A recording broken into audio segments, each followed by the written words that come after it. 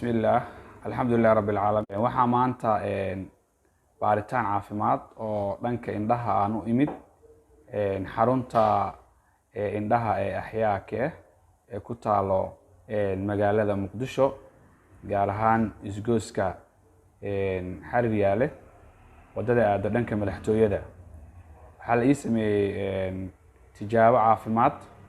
oo dhanka indhaha cabirkooda iyo wax walbaba runtii waxyaabo badan oo aan dareensaneen ayaa igu soo baxay marka qof walba oo Soomaali ah ama dhalinyarada magaalada inta badan waxa waaye waxyaabo badan aysan ogeyn iskala socdaan marka qof walba ha ka fikiro sidoo indhihiisa u jeegareen lahaa